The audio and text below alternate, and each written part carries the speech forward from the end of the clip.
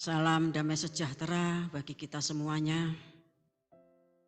Kita akan mendengarkan firman Tuhan yang akan berbicara tentang Satrio Piningit atau The Man from the East muncul pada awal kiamat, memberitakan datangnya air bah.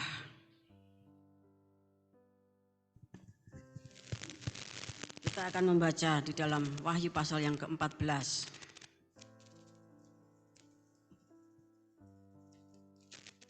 Ayat 6 dan 7.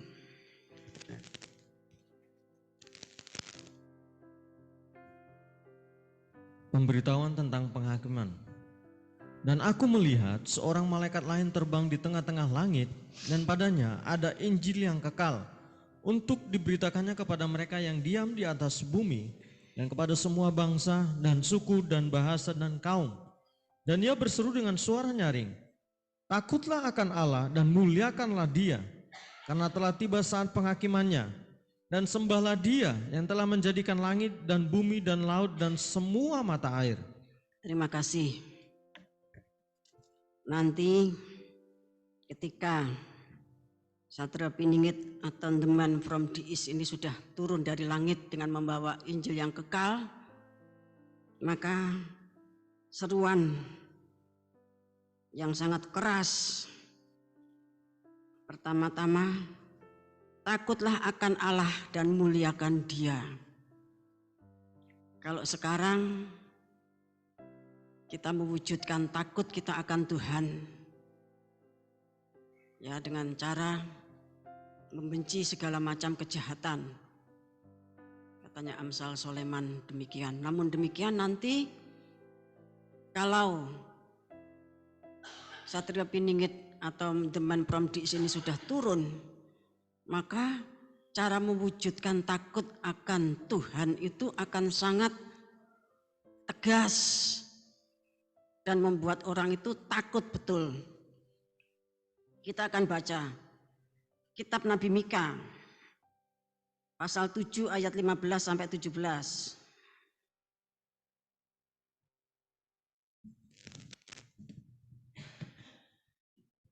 Seperti pada waktu engkau keluar dari Mesir, perlihatkanlah kepada kami keajaiban-keajaiban. Biarlah bangsa-bangsa melihatnya dan merasa malu atas segala keperkasaan mereka. Biarlah mereka menutup mulutnya dengan tangan dan telinganya menjadi tuli. Biarlah mereka menjilat debu seperti ular, seperti binatang menjalar di bumi. Biarlah mereka keluar dengan gemetar dari kubunya dan datang kepada Tuhan Allah kami dengan gentar, dengan takut kepadamu. Ya, ketika nanti semua keajaiban Mesir itu terjadi kembali dan bangsa-bangsa melihat, bangsa-bangsa itu nanti akan malu atas keperkasaan mereka. Artinya mereka yang dahsyat, mereka yang hebat itu malu ketika Tuhan menyatakan keperkasaannya. Sehingga akhirnya mereka itu tidak berani lagi ngomong, ya. Mulutnya tertutup dan telinganya menjadi tuli saking dahsyatnya gelora, gemuruh yang dahsyat pada waktu itu. Kemudian mereka itu dikatakan, biarlah mereka menjilat seperti ular, seperti binatang menjalar di bumi. Biarlah mereka keluar dengan gemetar dari kubunya, ya. Kemudian datang kepada Tuhan Allah kami dengan gentar dan dengan takut kepadamu. Nanti ketika keajaiban-keajaiban Mesir itu terwujud kembali dalam wujudnya 21 hukuman murka Tuhan, 7 meterai, 7 sangkakala dan 7 bokor murka Allah, maka orang yang seperti apapun itu nanti akan takut dan mereka akan datang kepada Tuhan, diperintahkan datang kepada Tuhan untuk menjilat debu seperti ular. Bapak yang kasih Tuhan, ular itu menurut Kejadian 3 ayat 14 itu adalah binatang yang terkutuk. ya, kemudian berjalan dengan perutnya. Itu juga menunjuk orang-orang yang menjadi seteru salib dan bertuhankan perut. Berjalan itu dengan perutnya.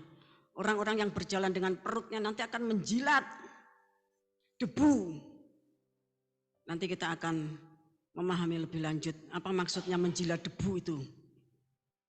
Bapak yang kasih Tuhan, kita kembali kepada Wahyu pasal 14. Ayat yang ke-7 saya bacakan ulang.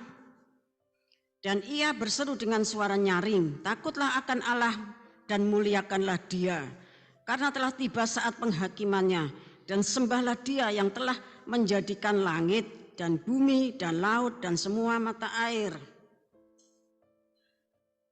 Kalau kita mencermati ayat 7 dari Wahyu 14 pada bagian yang terakhir, malaikat Garuda atau disebut juga Satria Piningit atau juga the man from the east atau malaikat sang surya turun dari surga, terbang di tengah-tengah langit membawa Injil yang kekal untuk diberitakan kepada mereka yang diam di bumi, kepada semua bangsa, suku, bangsa dan kaum. Injil itu nanti akan diberitakan kepada semua bangsa. Karena Injil nanti akan menjadi patokan penghakiman. Kita baca Roma pasal 2 ayat 16.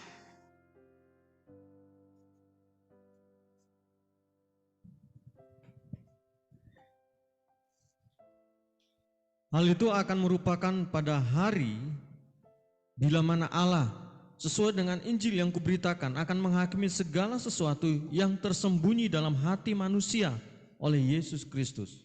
Ya, jadi oleh Yesus Kristus penghakiman itu dijalankan. Patokannya adalah Injil. Bapak Ibu kasih Tuhan, kita baca Yohanes 3 ayat 13 sampai 18.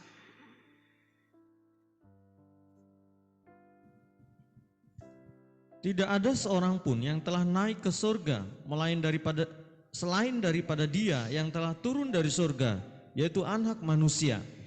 Dan sama seperti Musa meninggikan ular di padang gurun, demikian juga Anak Manusia harus ditinggikan, supaya setiap orang yang percaya kepadanya beroleh hidup yang kekal.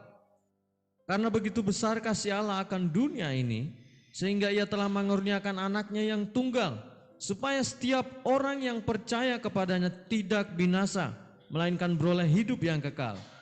Sebab Allah mengutus anaknya ke dalam dunia, bukan untuk menghakimi dunia, melainkan untuk menyelamatkannya oleh Dia. Barang siapa percaya kepadanya, ia tidak akan dihukum. Barang siapa tidak percaya, ia telah berada di bawah hukuman, sebab ia tidak percaya dalam nama Anak Tunggal Allah. Ya, jadi barang siapa percaya kepada pengorbanannya Tuhan Yesus Kristus, bahwa Dia yang adalah Allah turun menjadi manusia untuk melakukan suatu pengorbanan. Karena dosa manusia itu tidak bisa dihapus dengan darah lembu ataupun kambing domba, Ibrani mengatakan demikian, kecuali dihapus oleh darah Kristus, anak domba Allah. Yang percaya diampuni dan diselamatkan, tetapi yang tidak percaya, ya, ia telah berada di bawah hukuman. Sebelum dia tidak percaya itu memang sudah berada di bawah hukuman, karena kita semua manusia berdosa, ditambah lagi dosa tidak percaya. Jadi penghakiman itu nanti akan terjadi demikian. Kita baca Injil Yohanes pasal 12 ayat 44 sampai 48. Firman Yesus yang menghakimi. Tetapi Yesus berseru, katanya, barang siapa percaya kepadaku, ia bukan percaya kepadaku, tetapi kepada Dia yang telah mengutus aku. Dan barang siapa melihat aku, ia melihat Dia yang telah mengutus aku. Aku telah datang ke dalam dunia sebagai terang, supaya setiap orang yang percaya kepadaku jangan tinggal di dalam kegelapan. Dan jikalau seorang mendengar perkataanku tetapi tidak melakukannya, aku tidak menjadi hakimnya. Sebab aku datang bukan untuk menghakimi dunia, melainkan untuk menyelamatkannya. Barang siapa menolak aku dan tidak menerima perkataanku, ia sudah ada hakimnya, yaitu firman yang telah kukatakan. Itulah yang akan menjadi hakimnya pada akhir zaman. Ya, jadi firman itu yang akan menjadi hakim pada akhir zaman. Tadi sudah saya katakan ya, patokannya adalah Injil. Barang siapa percaya kepada Injil, dia akan diselamatkan. Tetapi yang tidak percaya, ya memang telah berada dalam hukuman. Oleh sebab itu Wahyu pasal 14 ayat 6 dan 7, ketika Satrio Piningit, the man from the east, malaikat sang surya, malaikat Garuda itu turun, dia membawa Injil yang kekal. Injil itu berkuasa ya, menyelamatkan kita sampai masuk hidup yang kekal. Injil itu bersifat kekal karena itu adalah firman. Bapak Ibu kasih Tuhan.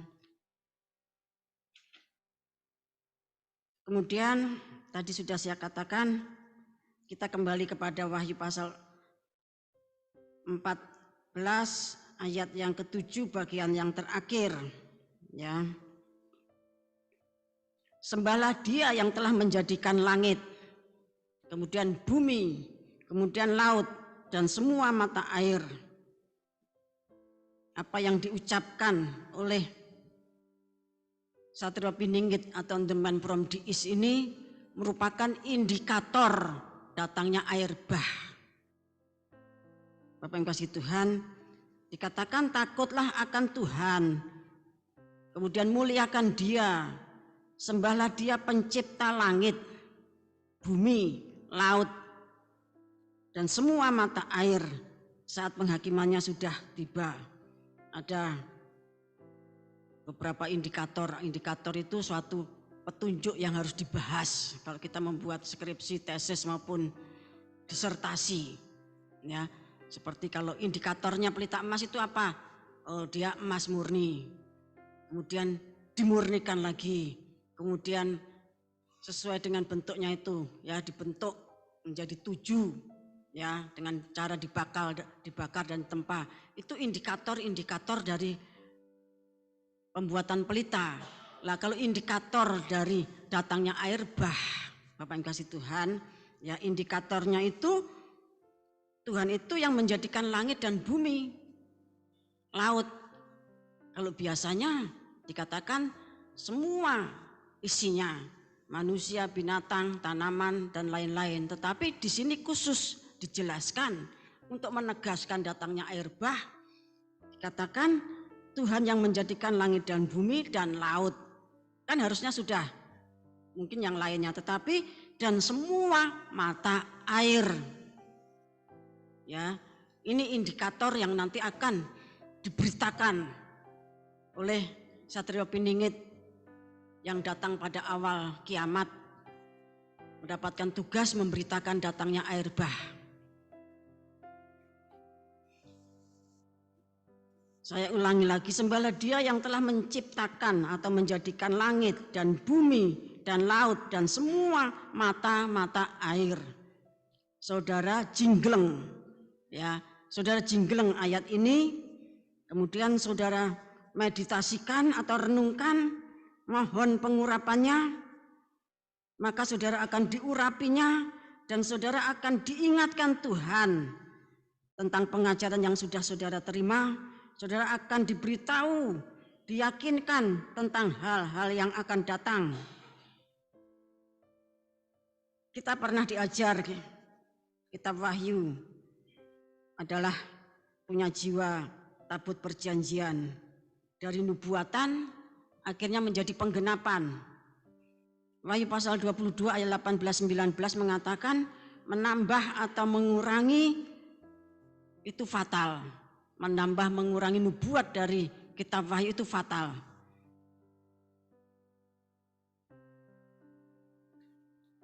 Kemudian di luar yang sudah tertulis, maksudnya demikian, kalau kita keluar dari tempat di mana tabut perjanjian itu berada, ya, kalau kita keluar dari ruang maha suci, tempat di mana tabut perjanjian itu berada, tentunya kita akan keluar ke ruang suci. Kalau kita keluar lagi, maka kita akan keluar ke halaman.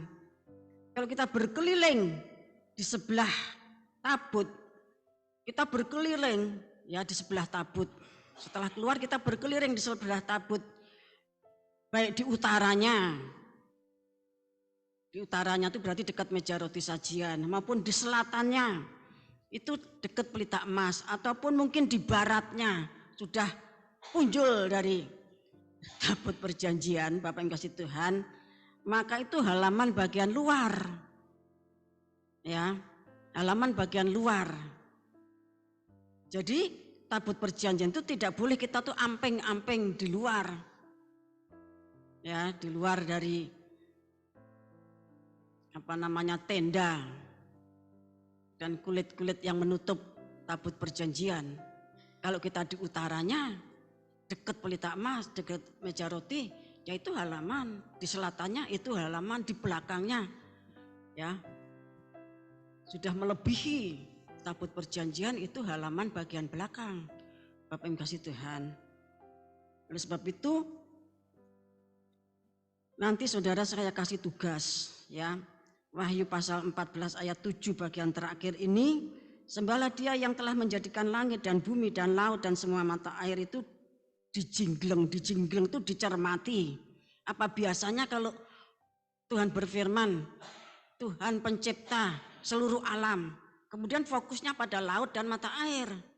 Bukan mata air tetapi semua mata air, Bapak yang kasih Tuhan. Semua mata air.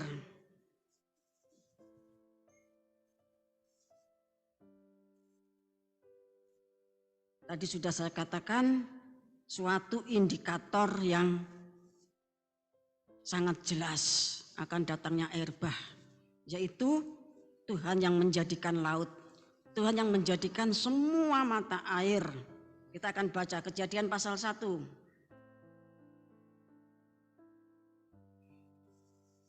Ayat 6 sampai 10.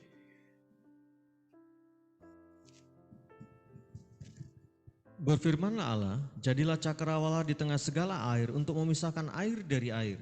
Maka Allah menjadikan cakrawala dan ia memisahkan air yang ada di bawah cakrawala itu dari air yang ada di atasnya. Dan jadilah demikian. Lalu Allah menamai cakrawala itu langit. Jadilah petang dan jadilah pagi, itulah hari kedua.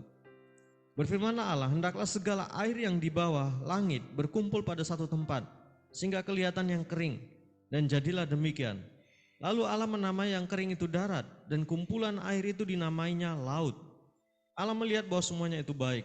Nah, jadi ada air di bawah cakrawala namanya laut, ya, dan semua mata air dari samudera raya yang dahsyat. Kemudian ada air yang di atas cakrawala, air di atas langit. Ya, mereka itu ada bendungan-bendungannya, ada tingkap-tingkapnya. Maka manakala langit itu dilipat, tentu tingkapan-tingkapannya atau bendungannya itu bedah. Ya, Bapak yang kasih Tuhan. Kemudian kita melihat Yesaya 24 ayat yang 18.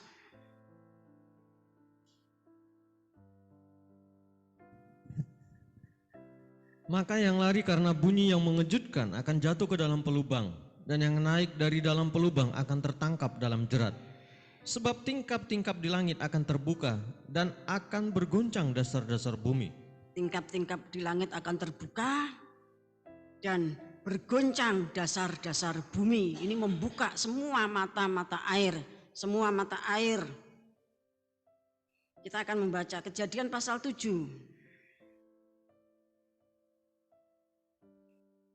Ayat yang ke-11.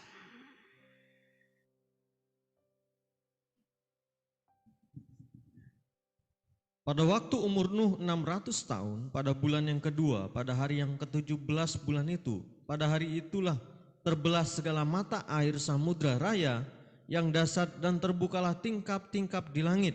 Ya, ketika Tuhan mulai membuat air bah itu ada, pada saat itu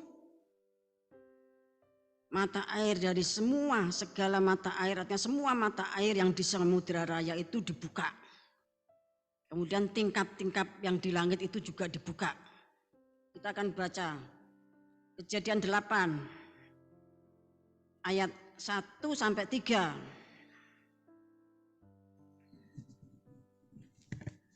Air bah surut, maka Allah mengingat Nuh dan segala binatang liar dan segala ternak yang bersama-sama dengan dia dalam bahtera itu. Dan Allah membuat angin menghembus melalui bumi sehingga air itu turun. Ditutuplah mata-mata air samudra raya serta tingkap-tingkap di langit, dan berhentilah hujan lebat dari langit. Dan makin surutlah air itu dari muka bumi. Demikianlah berkurang air itu sesudah 150 hari. Ya, jadi air bah itu surut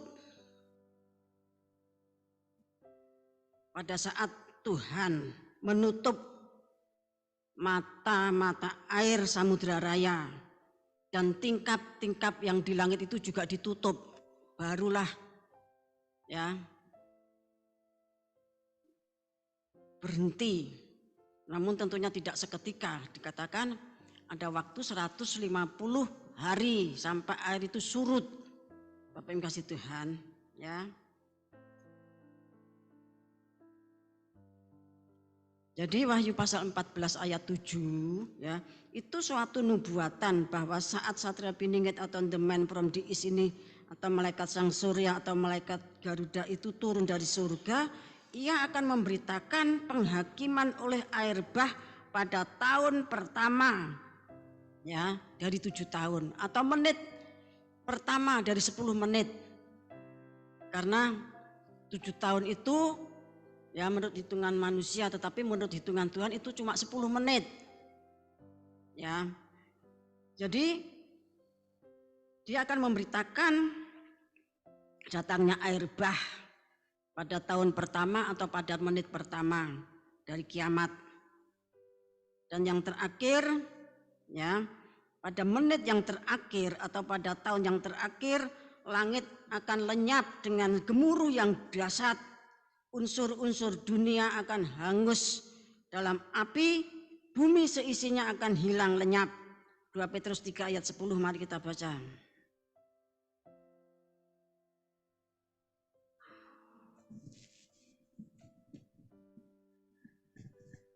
Tetapi hari Tuhan akan tiba seperti pencuri.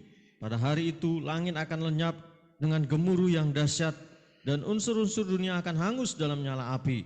Dan bumi dan segala yang ada di atasnya akan hilang lenyap. Jadi bumi dan segala yang ada di atasnya itu akan hilang lenyap. Ini pada menit-menit terakhir atau tahun terakhir dari 7 tahun kegenapan kitab Wahyu. Kemudian kalau nanti Satria Piningit atau the man from the east itu memberitakan datangnya air bah, tentunya juga seperti yang pernah terjadi, ada banyak yang menolak,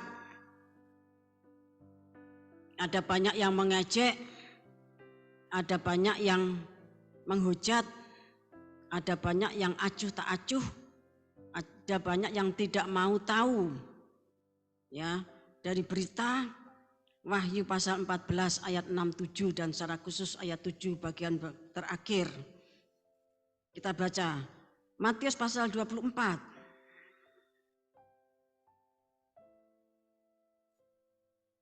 ayat 37 sampai 39.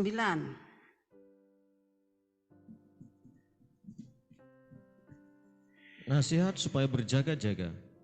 Sebab sebagaimana halnya pada zaman Nuh, demikian pula halnya kelak pada kedatangan Anak Manusia. Jadi seperti pada zamannya Nabi Nuh, demikian juga pada kedatangan Anak Manusia. Artinya ada air bah, ada bahtera, tentu siapa yang masuk dan siapa yang tidak masuk dalam bahtera. Ayat 38.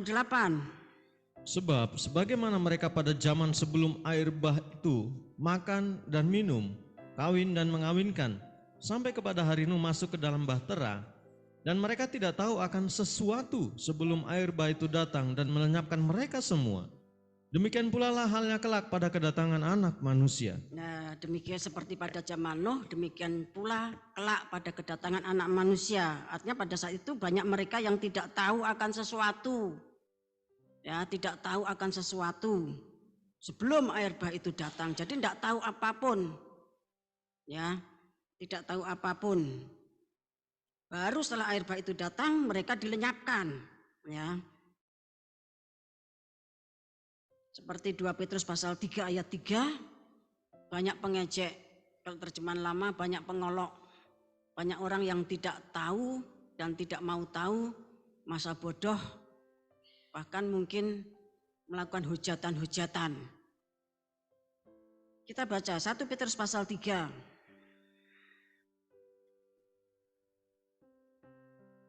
Ayat yang ke-20.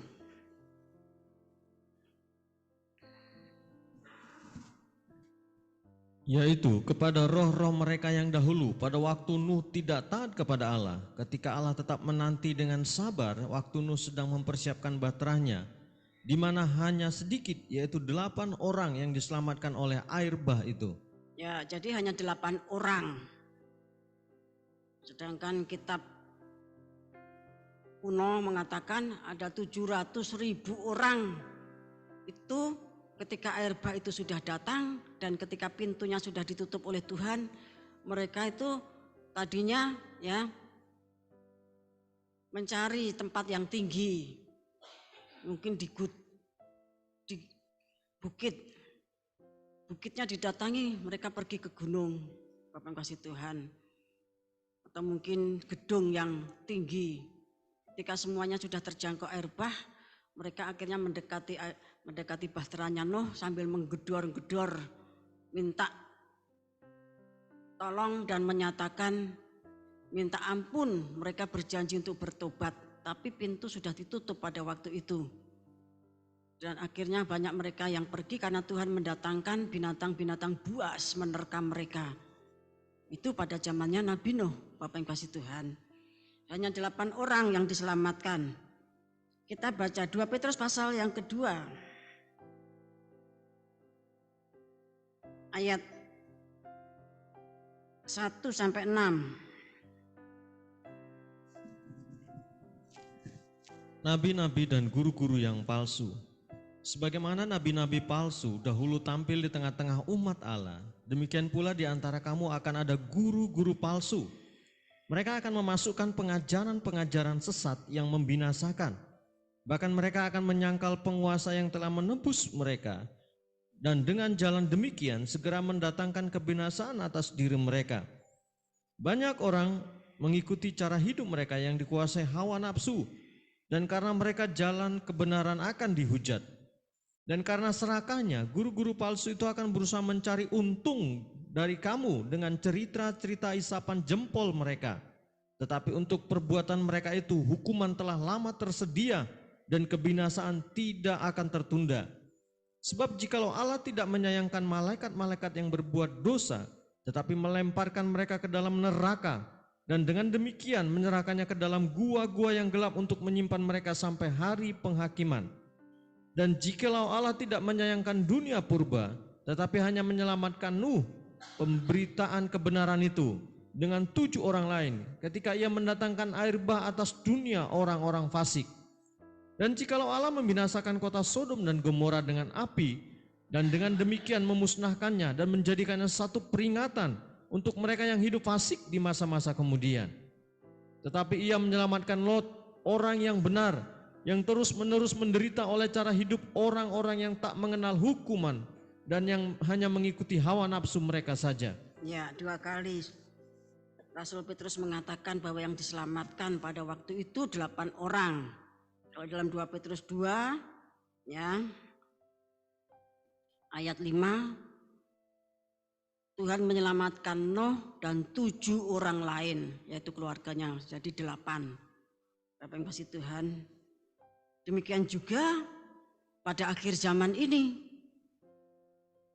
tidak banyak yang diselamatkan oleh bahteranya Tuhan, diselamatkan melalui air bah. Ya, Bapak yang kasih Tuhan.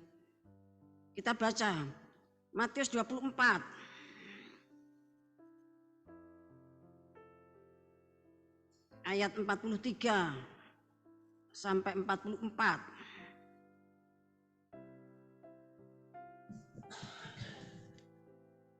Tetapi ketahuilah ini, jika tuan rumah tahu pada waktu mana pada malam hari pencuri akan datang, sudahlah pasti ia berjaga-jaga dan tidak akan membiarkan rumahnya dibongkar. Sebab itu, hendaklah kamu juga siap sedia, karena Anak Manusia datang pada saat yang tidak kamu duga. Ya, kalau kita membaca dari atas, itu bicara tentang air bah pada zaman Nuh yang akan datang. Ya, akan terjadi demikian juga pada saat kedatangan Anak Manusia. Kemudian terus ada petunjuk-petunjuk, dan pada ayat 43 dikatakan, jika tuan rumah tahu pada waktu mana pada malam hari pencuri akan datang, sudahlah pasti tuan rumah itu akan berjaga-jaga dan tidak akan membiarkan rumahnya dibongkar. Kita baca Ibrani pasal yang ketiga.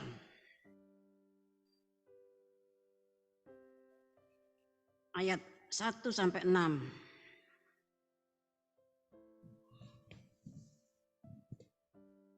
Yesus lebih tinggi dari Musa. Sebab itu, hai saudara-saudara yang kudus, yang mendapat bagian dalam panggilan surgawi, pandanglah kepada Rasul dan Imam Besar yang kita akui, yaitu Yesus, yang setia kepada Dia yang telah menetapkannya, sebagaimana Musa pun setia dalam segenap rumahnya.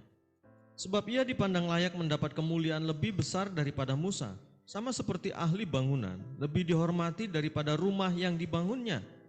Sebab setiap rumah dibangun oleh seorang ahli bangunan, tetapi ahli bangunan segala sesuatu ialah Allah. Dan Musa memang setia dalam segenap rumah Allah sebagai pelayan untuk memberi kesaksian tentang apa yang diberitakan kemudian. Tetapi Kristus sebagai anak yang mengepalai rumahnya, dan rumahnya ialah kita. Jika kita sampai kepada akhirnya, teguh berpegang pada kepercayaan dan pengharapan yang kita megahkan. Ya, jadi Tuhan Yesus itu adalah tuan rumah. Ya. Tetapi Kristus setia sebagai anak yang mengepalai rumahnya, kepala dari rumah tangga, kepala ya. Dia itu tuan rumah. Maka dia berjaga supaya rumahnya itu tidak dibongkar. Dan rumahnya itu dikatakan ialah kita. Jika kita sampai kepada akhirnya teguh berpegang kepada kepercayaan dan pengharapan yang kita megahkan. Rumahnya ialah kita. Jika kita sampai kepada akhirnya teguh berpegang, artinya kalau kita tuh setia sampai akhir, berpegang teguh kepada pengharapan kita di dalam kitab Wahyu.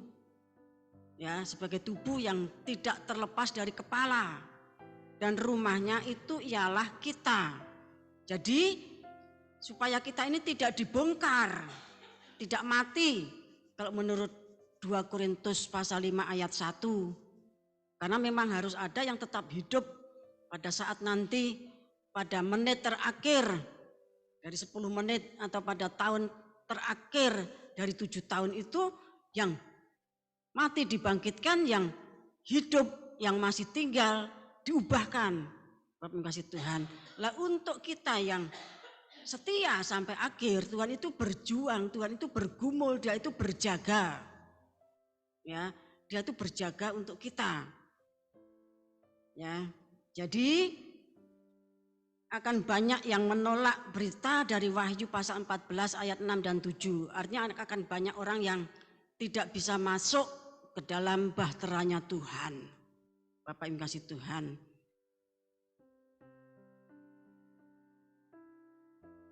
Mereka itu adalah yang tidak tahu akan sesuatu, yang tidak mau, bahkan yang mengejek dan menghujat.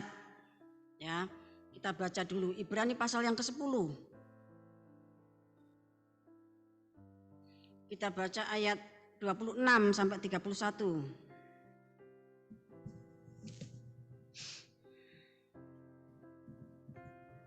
Sebab jika kita sengaja berbuat dosa sesudah memperoleh pengetahuan tentang kebenaran, maka tidak ada lagi korban untuk menghapus dosa itu.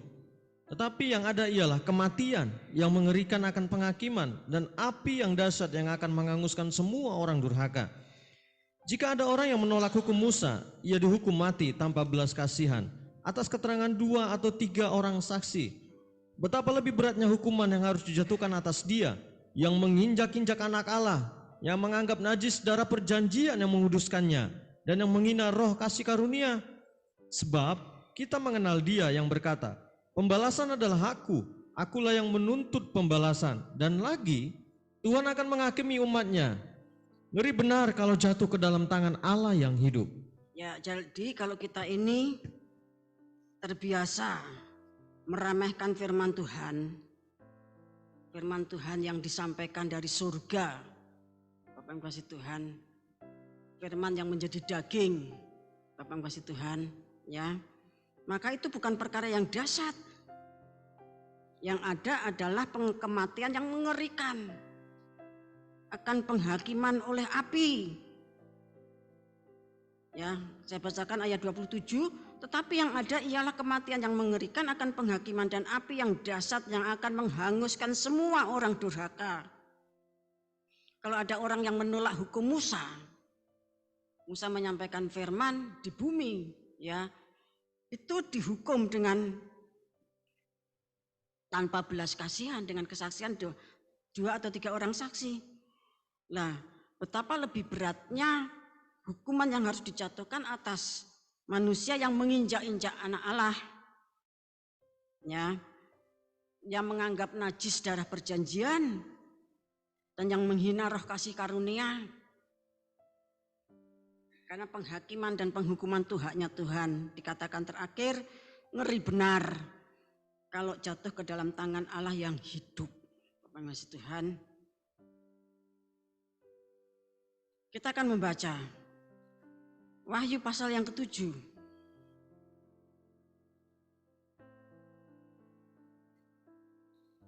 Kita baca ayat 9 sampai 12. Orang banyak yang tidak terhitung banyaknya. Kemudian daripada itu aku melihat sesungguhnya satu kumpulan besar orang banyak yang tidak dapat terhitung banyaknya, dari segala bangsa dan suku dan kaum dan bahasa, berdiri di hadapan tahta dan di hadapan Anak Domba, memakai jubah putih dan memegang daun-daun palem di tangan mereka. Dan dengan suara nyaring mereka berseru, keselamatan bagi Allah kami yang duduk di atas tahta dan bagi Anak Domba. Dan semua malaikat berdiri mengelilingi tahta dan tua-tua dan keempat makhluk itu. Mereka tersungkur di hadapan tahta itu dan menyembah Allah sambil berkata, amin. Puji-pujian dan kemuliaan dan hikmat dan syukur dan hormat dan kekuasaan dan kekuatan bagi Allah kita sampai selama-lamanya. Amin. Nah, ini orang yang suatu kumpulan yang sangat besar, yang tidak dapat dihitung, ya, yang pada tangannya itu memegang daun palem, mereka itu menyembah, ya, mereka itu tersungkur di hadapan tahta itu dan menyembah Tuhan.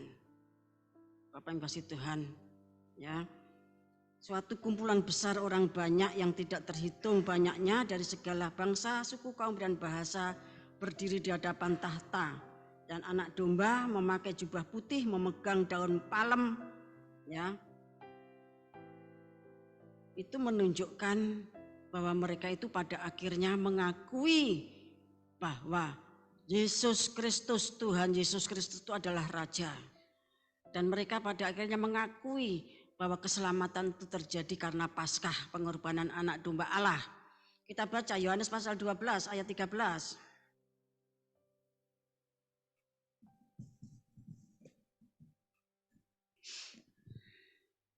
Mereka mengambil daun-daun palem dan pergi menyongsong Dia sambil berseru, Hosana, diberkatilah Dia yang datang dalam nama Tuhan, Raja Israel. Ya, mereka itu pada akhirnya harus mengakui bahwa Tuhan Yesus Kristus adalah Raja di atas segala raja, Tuhan di atas segala Tuhan, mempelai pria surga yang maha dahsyat. Kita kembali kepada Wahyu pasal 7. Saya bacakan ulang ayat 10. Dan dengan suara nyaring mereka berseru. Kalau dalam bahasa Inggris, and cried with loud voice. Mereka itu menjerit, menangis. Ya, Mereka ini menangis, meraung-raung, meratap, histeris, memohon penyelamatan oleh Tuhan Yesus. Kalau di sini katakan mereka dengan suara nyaring, dan dengan suara nyaring mereka berseru. Tapi kalau dalam bahasa Inggrisnya mereka itu cried, menangis dengan suara yang sangat keras, meraung-raung, ya, meratap-ratap, menangis histeris, memohon penyelamatan oleh Tuhan Yesus Kristus. Mereka itu kelaparan, dahaga, disengat matahari, dan disengat segala macam panas terik. Kita baca ayat 16 dan 17.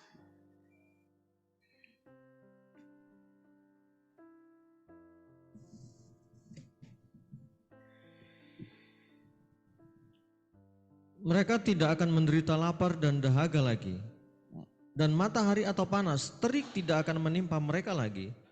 Sebab anak domba yang di tengah-tengah tahta itu akan mengembalakan mereka dan akan menuntun mereka ke mata air kehidupan.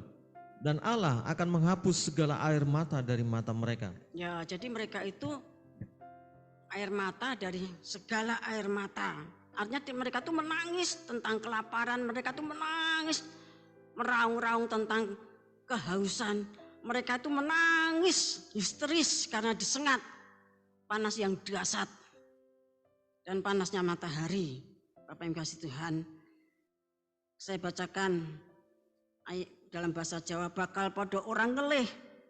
Bakal podo orang ngelih itu hanya tidak lapar, lan bakal orang ngelak maneh, sarta bakal ora kena ing sumuke srengenge utawa sadengah pepanas.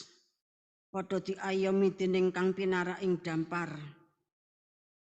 Bapak yang kasih Tuhan, amarga bakal diengen dening sang cempe kang ana ing satengah dampar, dadi pangirite menyang tuing banyu kang urip, mongko Allah bakal ngusapi sakehe luh saka mripate. Sakehe luh. Jadi air matanya tuh banyak banget. Bapak yang kasih Tuhan,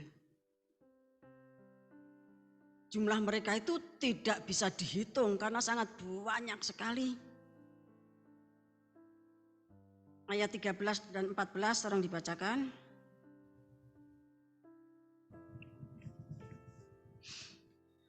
Dan seorang dari antara tua-tua itu berkata kepadaku, siapakah mereka yang memakai jubah putih itu dan dari manakah mereka datang? Maka kataku kepadanya, Tuanku, Tuhan mengetahuinya.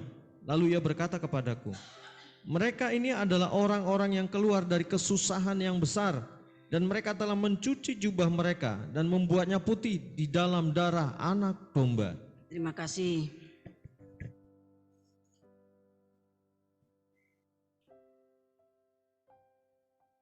Saya bacakan ayat 14 bagian tengah, ya. These are their which came out of great tribulation. Mereka tuh orang yang keluar dari kesusahan besar, great tribulation. Dan mereka itu sudah mencuci jubah mereka di dalam darah anak domba, dan jubahnya tersebut menjadi putih seperti yang kita baca pada ayat 8. Bapak yang kasih Tuhan, ya. Mereka ini adalah orang-orang yang keluar dari kesusahan besar. Kemudian mereka telah mencuci jubahnya, ya, dan membuatnya putih di dalam darah anak domba. Berarti mereka itu melakukan suatu pengakuan, permintaan ampun, suatu pendamaian, tetapi bukan di dalam Wahyu pasal 2 dan 3, ya. Saat itu mereka melayani Tuhan dan digembalakan oleh Tuhan. Ini bicara soal taat kepada Tuhan, taat kepada garis tegas penggembalaan Tuhan. Dan Tuhan itu menjadi Tuan mereka. Bapak Ibu ngasih Tuhan, saya akan bacakan, ya, saudara perhatikan, The Vinhill Studio Bali, ya, Jumat 25 Agustus tahun 2022 pukul 10.48 Datang firman Tuhan yang menegaskan, mereka orang yang tidak percaya penyelamatan yang Tuhan siapkan, dan mereka yang mengejek, mengolok, menghujat, dan mereka akan selamat jikalau mereka itu mentaati perintah Tuhan pada waktu itu. Ya. Pada waktu apa? Ya pada waktu Wahyu pasal 7 ayat 9 dan seterusnya tadi digenapi. Perintah Tuhan itu apa? Mereka tuh disuruh menjilat-jilati ya kapalnya Tuhan bagian luar. Ya. Kapalnya Tuhan bagian luar. Di mana di situ ada kotorannya, kotoran dari kapal tersebut. Banyak debu. Bahkan ada juga bakteri kuman yang menempel pada kapal tersebut. Dan kondisinya sudah bukan dalam kondisi yang aman. Tetapi mereka itu akan diterpa kelaparan, kehausan, dan berbagai macam panas. Tentunya beberapa sangkakala sudah dibuka, beberapa meterai sudah dibuka, beberapa sangkala sudah dibuka, beberapa bokor sudah dicurahkan mungkin, Bapak yang kasih Tuhan. Nah, mereka itu disuruh pada waktu itu sama Tuhan untuk menjilat kotoran debunya kapal tersebut. Bapak yang kasih Tuhan, yang kotor karena perjalanannya kapal maksudnya, ya. Mereka itu mati terkena penyakit yang mewabah pada waktu itu, baik yang menempel pada kapal bagian luar maupun yang ada di sekitarnya. Karena bencana-bencana yang sudah dibuka meterainya sangkakala, beberapa yang sudah ditiup bokor, beberapa yang sudah dicurahkan. Mereka mati di luar kapal selagi mereka tuh menjilati kapal tersebut. Namun mereka diselamatkan. Ya Bapak yang kasih Tuhan. Namun mereka itu diselamatkan. Tadi kan dikatakan, kalau menolak firman dikatakan ngeri benar kalau jatuh ke dalam tangan Allah yang Maha Kuasa. Penghakiman oleh api. Ibrani pasal 10 tadi dikatakan demikian, penghakiman oleh api dan segala macam bencana-bencana Mesir yang datang. Seperti Mika pasal 7 tadi yang kita baca. Orang yang takut akan Tuhan itu nanti akan menjilat seperti ular. Kita baca ulang Mika pasal yang ke-7.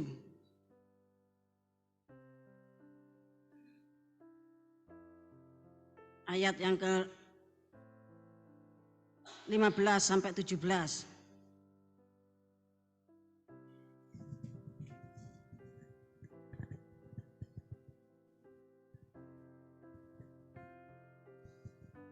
Seperti pada waktu engkau keluar dari Mesir, perlihatkanlah kepada kami keajaiban-keajaiban.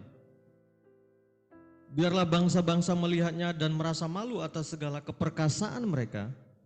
Biarlah mereka menutup mulutnya dengan tangan dan telinganya menjadi tuli. Biarlah mereka menjilat debu seperti ular, seperti binatang menjalar di bumi. Biarlah mereka keluar dengan gemetar dari kubunya dan datang kepada Tuhan Allah kami dengan gentar, dengan takut kepadamu. Nah, jadi mereka itu datang dengan gentar dan takut. Dan ketika Tuhan berfirman, mereka itu menjilat debu seperti ular. Tadi sudah saya katakan ular itu menunjuk pada binatang terkutuk. Ular itu menunjuk kepada orang yang menjadi seteru salib dan menjadikan perutnya itu Tuhan. Filipi pasal 3 ayat 18 dan 19.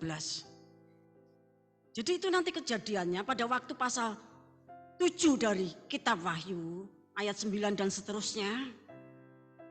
Mika pasal 7 ayat 17 ini akan digenapi. Mereka itu akan menjilat debu.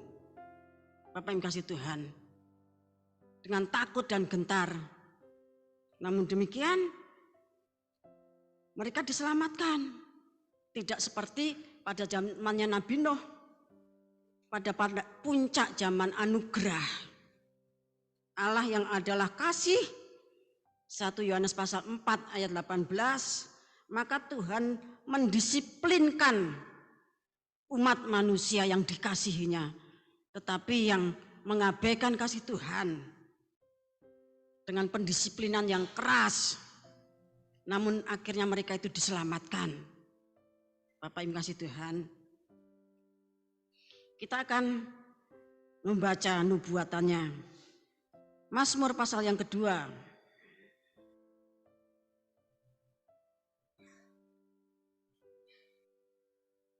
Mazmur pasal yang kedua, ayat yang ke-1 mulai.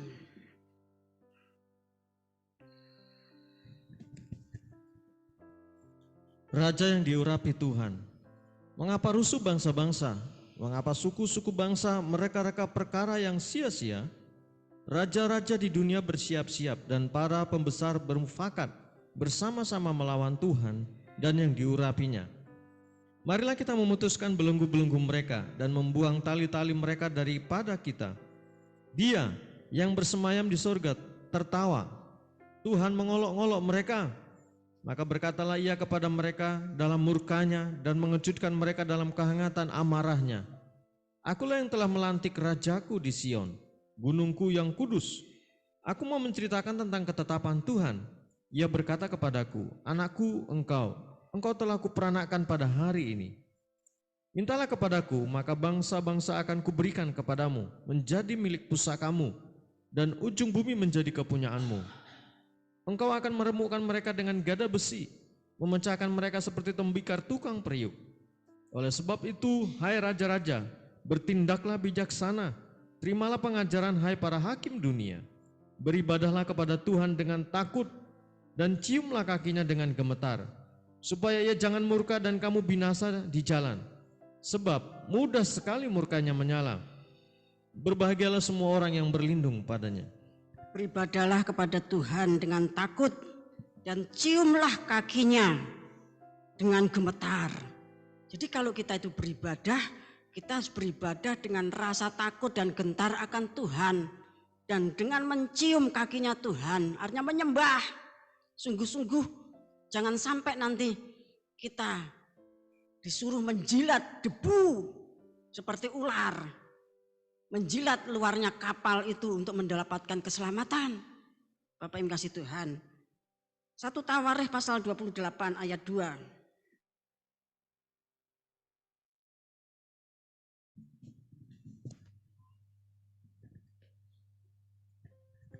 Lalu berdirilah Raja Daud dan berkata, dengarlah, hai saudara-saudaraku dan bangsaku.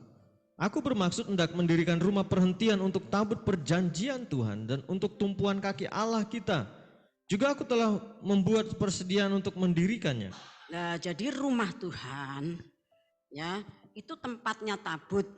Rumah Tuhan itu tempatnya tumpuan kaki Tuhan.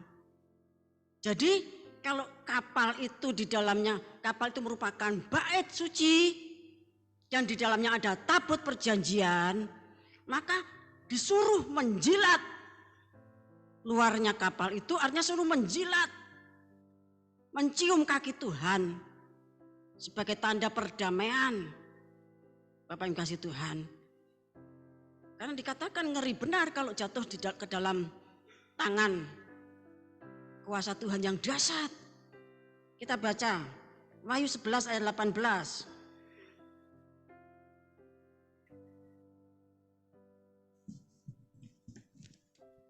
Dan semua bangsa telah marah, tetapi amarahmu telah datang dan saat bagi orang-orang mati untuk dihakimi dan untuk memberi upah kepada hamba-hambamu, nabi-nabi dan orang-orang kudus, dan kepada mereka yang takut akan namamu, kepada orang-orang kecil dan orang-orang besar, dan untuk membinasakan barang siapa yang membinasakan bumi. Maka terbukalah bait suci Allah yang di surga, dan kelihatanlah tabut perjanjiannya di dalam bait suci itu, dan terjadilah kilat dan deru guru dan gempa bumi dan hujan es lebat. Ya, terbukalah bait Allah. bait suci Allah yang di surga dan kelihatanlah tabut perjanjiannya. Saya sudah terangkan berkali-kali tabut ini ya dalam bahasa Inggrisnya the ark, di dalam bahasa Yunaninya kibotos, the sacred ark and death of Noah. Artinya itu adalah tabut yang sakral miliknya Nuh ya. Itu juga menunjuk kepada perahu atau bahtera Bapak yang kasih Tuhan. Jadi bahtera itu ya atau tabut itu yang ada di dalam bait suci itu merupakan tumpuan kakinya Tuhan. Jadi kaki Tuhan itu ada di situ. Maka di dalam nubuatan Mazmur pasal 2 ayat 11 tadi kepada orang-orang besar, para hakim di bumi, raja-raja di bumi, hendaknya bertindak bijaksana. Orang yang bijaksana itu pada saat dunia ini begitu ribut raja-raja, ya ribut merencanakan peperangan Harmagedon, maka orang yang bijaksana itu akan datang kepada Tuhan dengan takut dan gentar. Dengan cara apa? Mereka itu menjilat debu seperti ular. Mika 7 ayat 15-17 tadi. Mereka itu menjilat kakinya Tuhan. Karena pada bait suci, pada tabut, perhentian tabut itu, disitulah tumpuan kakinya Tuhan. Jadi kakinya Tuhan itu ada di situ. Bapak yang kasih Tuhan. Maknanya demikian ya. Kita akan membaca tentang kakinya Yesus. Kita baca Lukas pasal yang ke-7. Ayat 36.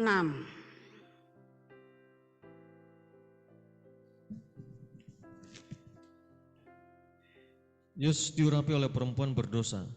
Seorang Farisi mengundang Yesus untuk datang makan di rumahnya. Yesus datang ke rumah orang Farisi itu lalu duduk makan. Di kota itu ada seorang perempuan yang terkenal sebagai seorang berdosa. Ketika perempuan itu mendengar bahwa Yesus sedang makan di rumah orang Farisi itu, datanglah ia membawa sebuah buli-buli pualam berisi minyak wangi. Sambil menangis, ia pergi berdiri di belakang Yesus dekat kakinya, lalu membasahi kakinya itu dengan air matanya dan menyekanya dengan rambutnya. Kemudian ia mencium kakinya dan meminyakinya dengan minyak wangi itu. Ketika orang Farisi yang mengundang Yesus melihat hal itu, ia berkata dalam hatinya, jika ia ini nabi, tentu ia tahu siapakah dan orang apakah perempuan yang menjamahnya itu. Tentu ia tahu bahwa perempuan itu adalah seorang berdosa. Lalu Yesus berkata kepadanya, Simon, ada yang hendak kukatakan kepadamu. Saud Simon, katakanlah guru. Ada dua orang yang berhutang kepada seorang pelepas uang. Yang seorang berhutang 500 dinar, yang lain 50. Karena mereka tidak sanggup membayar, maka ia menghapuskan hutang kedua orang itu. Siapakah di antara mereka yang akan terlebih dulu mengasihi dia? Jawab Simon, aku kira dia yang paling banyak dihapuskan hutangnya. Kata Yesus kepadanya, betul pendapatmu itu. Dan sambil berpaling kepada perempuan itu, ia berkata kepada Simon, engkau lihat perempuan ini? Aku masuk ke rumahmu, namun engkau tidak memberikan aku air untuk membasuh kakiku. Tetapi dia membasahi kakiku dengan air mata dan menyekanya dengan rambutnya. Engkau tidak mencium aku, tetapi sejak aku masuk, ia tiada henti-hentinya mencium kakiku.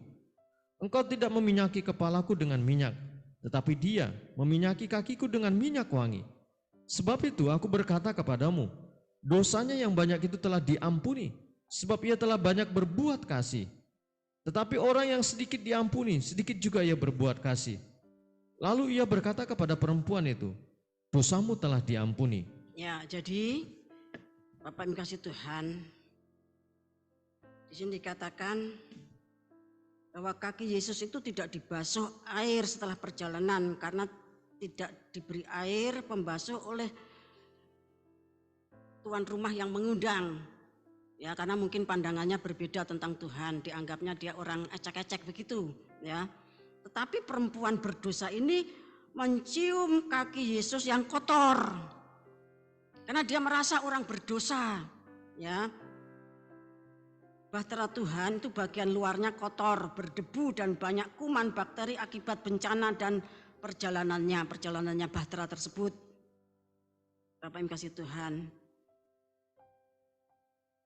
Kalau orang Farisi, sekalipun dia berbuat baik mengundang Yesus pada suatu pesta, ya makan minum, dia tidak menyiapkan air untuk membasuh kaki, padahal kebiasaan pada waktu itu kan belum ada kendaraan. Rata-rata orang jalan kaki dan jalannya bukan jalan aspal, ya. Nah, maka kakinya berdebu. Bapak Ibu kasih Tuhan. Maka di rumahnya orang Yahudi tentu disiapkan air untuk membasuh kaki kalau mau masuk rumah.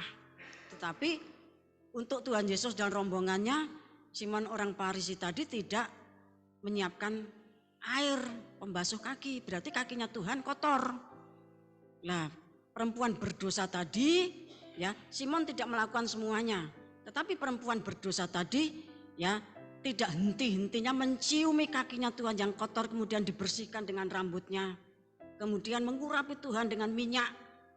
Bapak Ibu kasih Tuhan. Nah itulah nanti yang akan dilakukan oleh gereja yang berdosa. Yang belum mengalami penyucian dan pengudusan. Yang hidupnya seperti ular. Menjadi seteru salib. Dan bertuhankan perut. Untuk mendapatkan keselamatannya, dia harus seperti perempuan berdosa ini mencium kakinya Tuhan, mencium kapal bagian luar. Kapal itu tempat, ya tumpuan kaki Tuhan. 1 Tawarikh 28 ayat 2 tadi dikatakan demikian. Wahyu 11 ayat 19 juga dikatakan demikian. Jadi perintah itu bukan perintah asal saja, tetapi ada maknanya. Mulai dari Mika, Tawarikh, Wahyu, Lukas pasal 7, Bapak Ibu kasih Tuhan. Oleh sebab itu, ya biarlah saudara jangan mengabaikan apa yang sudah ditulis dalam Alkitab. Matius pasal 24 ayat 37 dan seterusnya itu langsung firman-Nya Tuhan Yesus. Wahyu pasal 14 ayat 67 itu juga firman-Nya Tuhan Yesus yang disampaikan kepada Yohanes di Pulau Patmos yang kemudian diwahyukan kepada kita di sini. Kalau saudara pengen masuk ke dalam kapalnya Tuhan, ya, maka saudara harus menghargai bahwa Tuhan itu sudah berjaga-jaga, dia sebagai tuan rumah dan sebagai pencuri dia berjaga-jaga untuk kita. Supaya rumah kita tidak dibongkar dan rumahnya itu ialah kita yang bertekun sampai akhir. Supaya kita tidak mati. Bapak yang kasih Tuhan. Kita hidup sampai Tuhan datang. Dan kita diubahkan pada saat sangkakala yang terakhir dan yang dahsyat bunyinya itu. Ya, ditiup. Tetapi kalau saudara mengabaikan firman ini dan menganggap ini sesuatu lelucon. Yang pantas diejek, diolok, ya dihina dan dihujat. Maka kalau kita berbuat demikian, maka kita akan mendapatkan keselamatan kita dengan cara yang berat. Inilah yang dimaksud dengan Great Tribulation. Inilah yang dimaksud dengan masa antikris.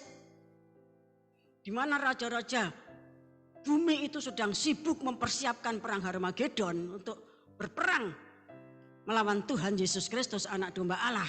Itu kan antikris. Maka pada waktu itu bencana-bencana Mesir itu dicurahkan. Saudara kalau pengen keluar diselamatkan dari masa antikris, ya seperti yang ditunjukkan pada saat ini.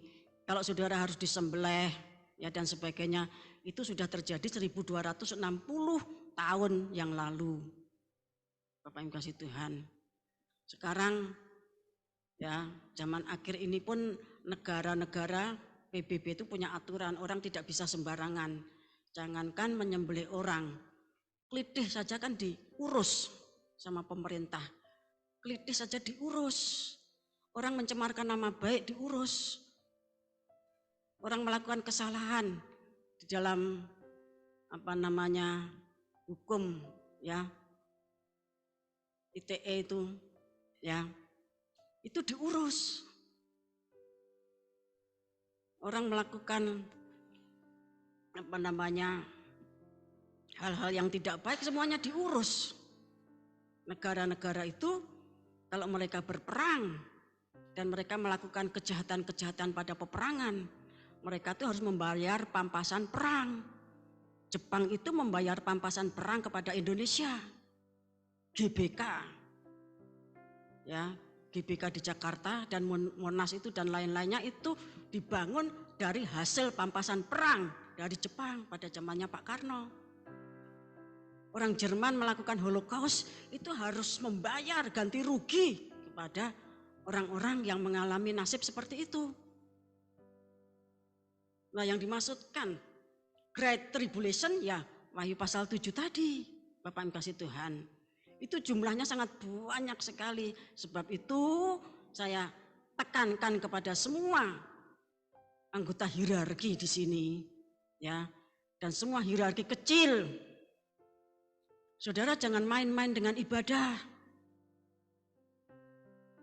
Kalau saudara main-main dengan ibadah, saudara nanti tidak boleh masuk bahteranya Tuhan. Saudara harus menjilat-jilat tumpuan kakinya Tuhan, menjilat kakinya Tuhan. Yang tidak dicuci oleh orang Parisi, artinya kaki Tuhan yang kotor, kapal bagian luar yang kotor itu semuanya seluruhnya kapal itu merupakan tumpuan kakinya Tuhan. Bapak yang kasih Tuhan. Dan saudara akan mati dengan banyak air mata, haus, dahaga, menangis histeris melolong-lolong. Sampai akhirnya nyawanya diambil, dimasukkan ke kapal dalam kondisi tentunya mati. Bapak yang kasih Tuhan. Semua firman itu sudah diatur, tertata sedemikian rupa, sekalipun tempatnya itu beda-beda. Bapak yang kasih Tuhan, saya mempersiapkan ini di apa namanya, The Vin Hill Studio di Bali, tanggal 25 Agustus. Jam 2 pagi saya dibangunkan, kemudian saya terus nulis sampai jam 10 lebih. Tuhan bersabda, Wahyu pasal 7 ayat 9 sampai ayat terakhir, itu adalah orang yang masuk kesusahan besar, Great Tribulation. Mereka itu nanti akan kusuruh untuk menjilat kapal di bagian luarnya yang berdebu, ditempeli bakteri, kuman, virus, dan itu masuk ke dalam badannya. Selagi mereka itu demikian, mereka ditimpa panas matahari yang dibakar, segala macam panas. Mereka meraung-raung, menangis histeris, menyembah aku, mencium kakiku.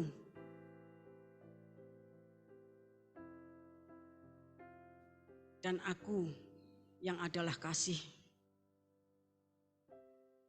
menggembalakan mereka, dibawa ke mata air kehidupan.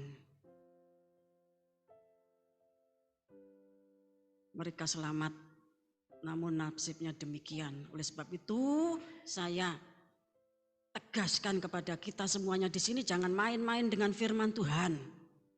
Jangan main-main dengan ibadah. Jangan sembarangan pada saat ibadah. Karena saya mendengar, ya, siapa yang mati, siapa yang hidup itu sudah mulai ditulis. Ya.